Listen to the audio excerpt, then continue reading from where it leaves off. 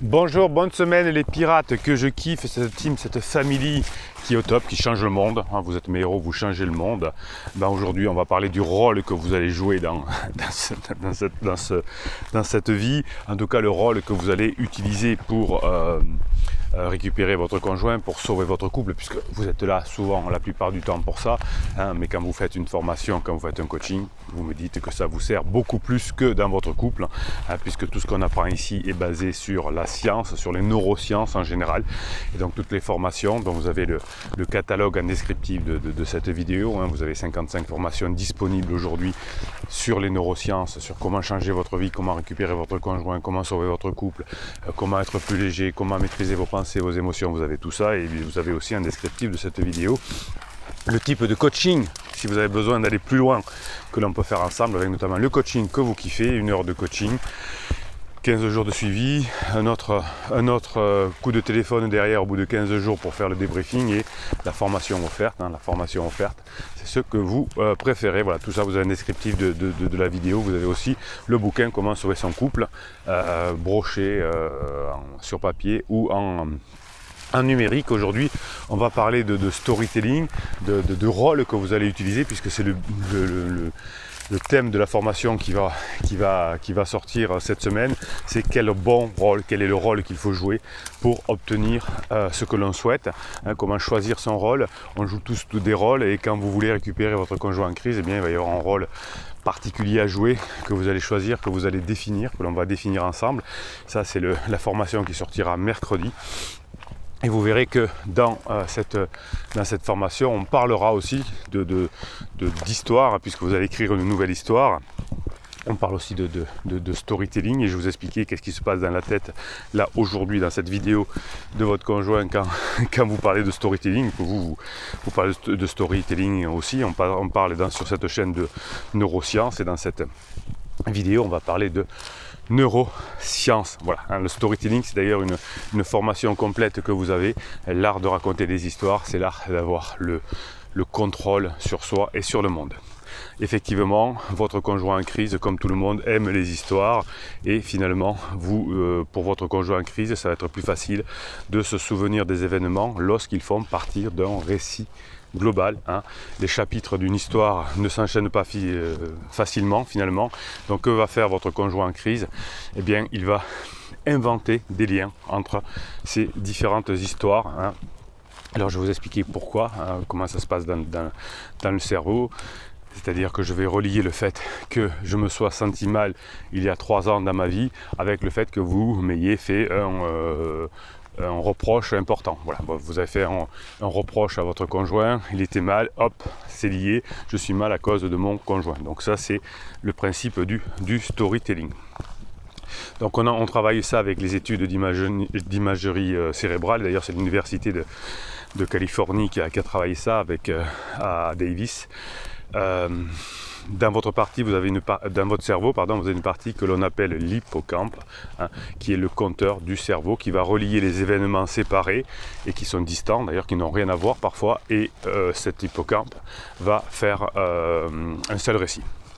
Donc les choses qui se produisent réellement dans votre couple ne sont pas directement liées, effectivement, mais votre conjoint, surtout quand on est en crise et qu'on n'a pas le préfrontal bien branché, eh bien on va se souvenir de détails de chaque événement comme s'il y avait un récit, alors qu'il n'y a pas de récit, évidemment. Tous les événements sont discontinus, et le rôle de l'hippocampe, c'est de faire quelque chose de continu. Alors on verra justement dans la formation de cette semaine de quel rôle il faut utiliser pour choisir la bonne continuité, pour faire en sorte que des événements discontinus soient toujours reliés, évidemment, on ne peut pas faire autrement, en un récit continu, mais cette fois de la bonne façon. Vous ne pourrez pas empêcher les événements qui ont déjà eu lieu, qui sont là dans la tête de votre conjoint, mais vous allez pouvoir modifier l'assemblage, on va dire, le lien que votre conjoint va faire grâce au rôle que vous allez tenir. Donc à l'université de Californie, on a effectivement utiliser les RMF que vous connaissez bien maintenant si vous êtes de la team de la famille des pirates, hein, et on a imagé sur ces volontaires l'hippocampe alors qu'on leur faisait apprendre et se rappeler une série d'histoires courtes de storytelling. Hein. Si vous pratiquez le storytelling comme vous l'apprenez dans la formation Comment maîtriser le storytelling, vous aurez une puissance assez phénoménal. Donc les histoires qui étaient créées spécifiquement évidemment pour cette étude présentaient des personnages principaux, des personnages secondaires et des événements.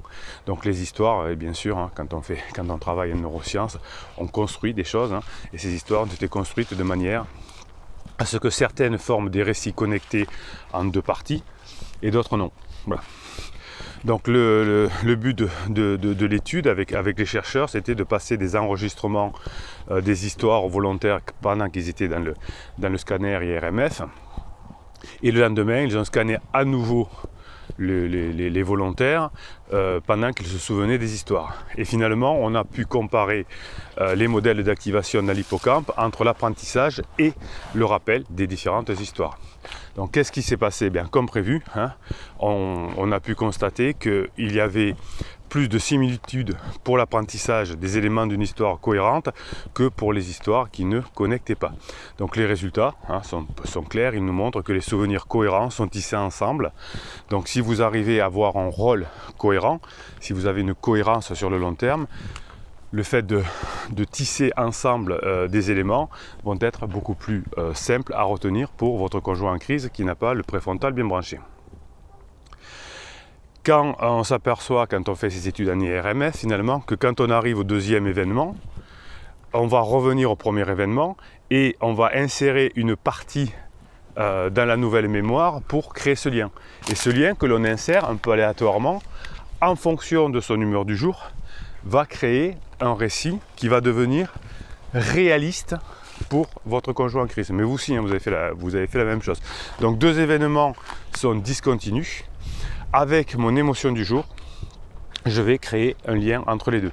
Ça, c'est fondamental. C'est pour ça que je vous raconte dans les formations, dans les coachings aussi évidemment, que vous devez créer un maximum de liens avec votre conjoint quand il est en up et de ne pas être dans les parages quand votre conjoint est en down. Pourquoi? Parce que les différentes parties discontinues de l'histoire que vous allez vivre aujourd'hui vont être recréées, vont être liées par votre conjoint. Et si l'humeur est néfaste, eh bien le lien va être négatif. Et donc la personne va se souvenir de choses négatives. J'étais de mauvaise humeur ce jour-là. Égal, c'est parce que mon mari était là, c'est parce que ma femme était là. Vous comprenez ce qui se passe dans le cerveau. Les neurosciences nous aident à faire ça. Donc on a comparé dans cette étude-là les modèles des hippocampes pendant l'apprentissage et pendant aussi la récupération des données. Eh bien, qu'est-ce qu'on prouve, hein, parce que vous savez, les neurosciences ne font que démontrer, prouver ce que nous, on observe sur le terrain chaque jour, hein, notamment les coachs. Eh bien, on prouve que lors du rappel d'histoire, qui forme finalement un récit cohérent, l'hippocampe s'active, hein, fortement, et elle active plus d'informations sur le deuxième événement que lors du rappel d'histoire non connectée. Donc ça veut dire que quand il y a une émotion forte, genre la colère, il va y avoir un lien plus fort. Et donc on va se rappeler plus fortement des histoires où le lien était fort. Et le lien qui était fort était lié à l'émotion. Donc si je suis de très down aujourd'hui, je vais me rappeler très fortement de cette action, alors qu'il n'y avait pas grand-chose finalement. Donc l'idée, c'est que quand votre conjoint est très fortement en down, n'essayez pas de faire le gentil, la gentille, ça ne sert à rien. Hein, n'essayez pas de convaincre, à part des mots, même si vous avez raison. C'est pas là le sujet, hein, sinon vous allez vous planter. Donc le deuxième événement qui est arrivé est celui où l'hippocampe va former la mémoire connectée. Donc à vous de bien vérifier que les événements que vous créez avec votre conjoint en crise, hein, ne sont pas liés à quelque chose, à un sentiment, à une émotion négative. Donc pour ça, vous allez devoir choisir le bon rôle, le bon rôle adapté. Ça va pas être votre émotion à vous qui va faire choisir le rôle, comme c'est le cas pour votre conjoint, mais vous allez devoir choisir le rôle, et je vous apprendrai à le faire dans la formation de la semaine. Vous allez devoir choisir le rôle par du storytelling notamment, qui va créer le bon lien entre deux événements chez votre conjoint. En neurosciences, lors de cette étude, on a aussi testé la mémoire des histoires des volontaires et bien sûr on a remontré, on a prouvé que la capacité de ramener l'activité de l'hippocampe du deuxième événement était liée à la quantité de détails dont les volontaires pouvaient se souvenir. Donc plus vous allez mettre une émotion forte dans un événement, plus la personne va s'en souvenir. Donc à vous d'avoir le bon rôle pour que l'émotion forte soit plutôt de la surprise et de la joie. Pour que le lien avec un événement précédent, mon mari par exemple, présence de mon mari, deuxième événement on rigole ensemble, égale lien, la présence de mon mari, la présence de ma femme me porte de la joie, bien sûr, au niveau inconscient. Donc beaucoup d'autres parties du cerveau sont impliquées dans le processus de mémoire et vous savez, si vous êtes un pirate, que pendant la crise existentielle, la mémoire de travail ne fonctionne pas très bien. Donc il y a beaucoup de trous dans la raquette de la mémoire des personnes qui sont en crise. Et finalement, le temps que vous allez passer à raconter des histoires va permettre de récupérer un petit peu, de compenser le manque de mémoire de travail. Plus vous allez raconter d'histoires, plus vous allez faire de storytelling, plus vous allez avoir de bons rôles, plus vous allez pouvoir créer la bonne mémoire, la nouvelle bonne mémoire, on va dire, grâce à votre nouveau rôle chez votre conjoint. Donc le travail du storytelling va faire partie d'une nouvelle ère de votre couple, puisque en neurosciences, on sait que on utilise les processus de base de la mémoire qui va impliquer effectivement, on le sait, des informations déconnectées. Et alors que la psychologie traditionnelle, quand vous allez voir votre psy de votre ville, a pour tradition plutôt d'étudier le fonctionnement de la mémoire pour capturer, connecter des événements dans le monde réel. Et finalement, on s'aperçoit que entre la psychologie, on n'a pas tort, c'est-à-dire qu'on capture des informations dans le monde réel, mais aussi par le processus hippocampique, on va créer des liens entre ce que l'on a vécu réellement, qui vont créer un nouvel événement réel qui finalement est basé sur de l'imaginaire, c'est-à-dire le lien que l'on fait aux deux, et le lien que l'on fait dans les deux est lié à l'émotion que l'on a aujourd'hui. Donc si votre conjoint est en down, laissez tomber, ne restez pas dans les parages. Si il est en up, créez des émotions positives pour que le lien entre votre présence et le deuxième événement, ce que vous vivez, fasse quelque chose de positif dans la mémoire de votre conjoint. Donc l'utilisation de l'imagerie cérébrale nous aide beaucoup, ça nous donne des impressions de mémoire réalistes et on voit très bien dans les ERMF le rôle de l'hippocampe pour créer finalement des liens entre deux événements réels. Une interprétation imaginaire va créer une nouvelle réalité. Et c'est pour ça que votre conjoint est persuadé qu'il est malheureux à cause de vous, que depuis 3 ans il était malheureux ou malheureuse, mais en réalité c'était que juste des éléments qui ont été créés, que vous avez créés au moment où votre conjoint n'avait pas les bons réseaux neuronaux, qui ont fait qu'on a imaginé que la scène vécue était une scène imaginée négative. Voilà. Alors ce qui est positif en revanche, c'est Telegram, c'est l'application Telegram. L'application Telegram, c'est une application gratuite et vous tapez sur Telegram Canal Bruno Marchal, les 3 mots. Et là-dessus, vous avez des informations qui vont vous arriver toute la journée, qui sont données par les autres pirates. Et oui, les autres pirates, vous êtes une team, une famille solidaire. Donc quand vous voyez un mot qui vous plaît, une vidéo qui vous plaît, vous me l'envoyez sur mon WhatsApp et moi je vous le mets sur Telegram. Ça, entre 2 formations, entre 2 coachings, eh bien ça vous aide à vous motiver. Et vous avez aussi bien sûr, sous ces vidéos, c'est là que les pirates se parlent, des commentaires. Et je tire au sort un commentaire de temps en temps, à chaque vidéo en réalité. Et je vous en fais un mini coaching. Voilà, allez, je vous donne quelques nouvelles de Telegram, quelques télégrammes, et ensuite on se fait un mini coaching. Fais-moi confiance, je sais ce que je fais. Signé l'univers.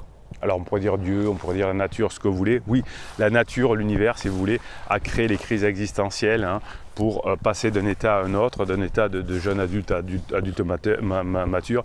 On est obligé de passer par ces crises. C'est pas la fin du couple. Hein. La crise existentielle, c'est quelque chose de personnel, que l'on vit personnellement, mais qui abîme le couple si on ne fait pas attention. Réflexion bouddhiste. Ne répondez pas quand vous êtes énervé, ne faites pas de promesses quand vous êtes heureux, ne prenez pas de décision quand vous êtes triste. Oui, mais vous savez que les bouddhistes, notamment le Dalai Lama, a beaucoup travaillé avec les neurosciences hein, et a prêté entre guillemets des moines qui sont spécialisés dans la méditation pour savoir ce qui se passe dans le cerveau. Merci au Dalai Lama. Chaque personne doit regarder sa vie dans 4 directions, de face pour savoir où on va, derrière pour se rappeler d'où il vient, en bas pour ne marcher sur personne et de côté pour voir qui l'accompagne dans les moments difficiles. Oui, quand on est en crise existentielle, malheureusement, on est sur soi, on est sur sa souffrance et on ne pense pas aux autres. Je suis au pouvoir de ma vie, je peux tout accomplir. Oui, si vous décidez de votre rôle, comme on le verra dans la formation de mercredi, si vous savez maîtriser les émotions, les vôtres d'abord, et puis créer par votre neurone miroir les bonnes émotions avec votre conjoint pour créer effectivement des ponts, des liens entre différents événements, eh bien vous aurez le pouvoir de tout accomplir. L'habitude des gens heureux, c'est s'entourer d'autres gens heureux, ça c'est les pirates. Ne pas se prendre au sérieux, se contenter de bonheur simple, sourire face aux difficultés de la vie, s'estimer chanceux, décider d'être optimiste, penser que tout arrive pour une raison, être sincèrement heureux pour les autres. Oui, hein, la crise existentielle, elle arrive pour une raison. Et puis la crise de votre conjoint vous permet d'avoir trouvé les formations, les coachings, la team family hein, pour avancer dans votre vie. Être généreux et altruiste, s'accorder du temps personnel, être fier de ce que l'on accomplit, respecter ses valeurs, vivre le moment présent, se moquer du regard des autres, embrasser l'imperfection, tirer des leçons de ses échecs pour évoluer. Donc vous voyez que quelqu'un qui est en crise n'est pas du tout là-dedans et c'est pour ça que quelqu'un qui est en crise finit épuisé au bout de quelques mois, hein, puisque tout ce qu'on a fait n'a pas fonctionné. Allez, on tire au sort en commentaire. Je le découvre en même temps que vous parce que je suis un homme de l'instantanéité, j'adore ça. Hein, on tire au sort et on voit ce que ça peut donner. Allez, c'est parti, 3e voie. Merci Monsieur Marchal pour votre aide et vos vidéos. Ben, avec plaisir, hein, si ça peut vous aider, si vous pouvez changer le monde autour de vous, c'est génial.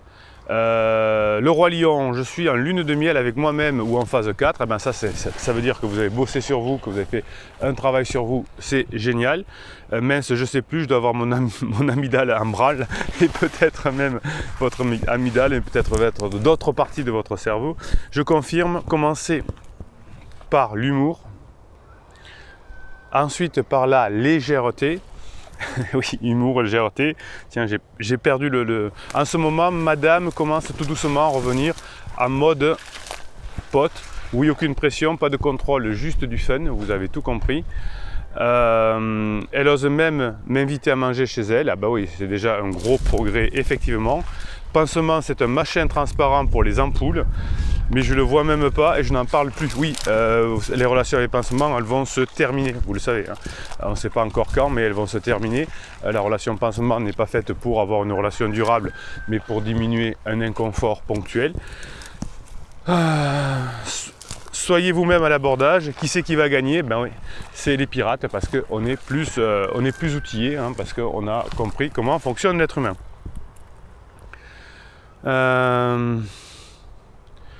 Bonsoir à tous, dit RFHPE. Je rentre ce soir du travail, je trouve criseuse en train de pleurer. Évidemment, je déteste la voir dans cet état, je lui demande ce qui ne va pas. Non, c'est pas votre fille criseuse. Si elle est malheureuse, elle est malheureuse. Tant pis pour elle, c'est qu'elle fait ce qu'il ne faut pas. Hein. Elle n'a pas fait les 10 points, 10 points qu'on vient de voir. Elle me dit que c'est par rapport au travail, oui. Hein, on fait aussi des bêtises de travail quand on est en crise. Elle ne souhaite pas en parler. Elle a raison, hein, arrêtez de parler de ce qui ne va pas. Parlez de ce qui va bien, buvez des coups, hein, rigolez. Je n'insiste pas et ne restez pas dans les parages. Elle lui dit qu'elle peut me compter sur moi, c'est que je suis là. Je lui caresse un peu le dos, je lui passe la main dans les cheveux. Arrêtez de faire tout ça, s'il vous plaît. Bon, c'est pas négatif, hein, mais vous voyez que vous la saoulez plus qu'autre chose. Elle me dit qu'on lui a fait du mal, évidemment. Je lui réponds que je ne laisserai personne faire ça. Oui, ben elle vous fait du mal, hein, et elle vous... voilà.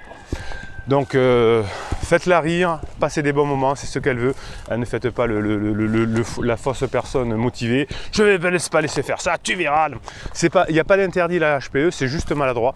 Hein, faites-la rire, servez-lui un verre d'eau, un verre de vin, un café, un thé, faites ce que vous voulez.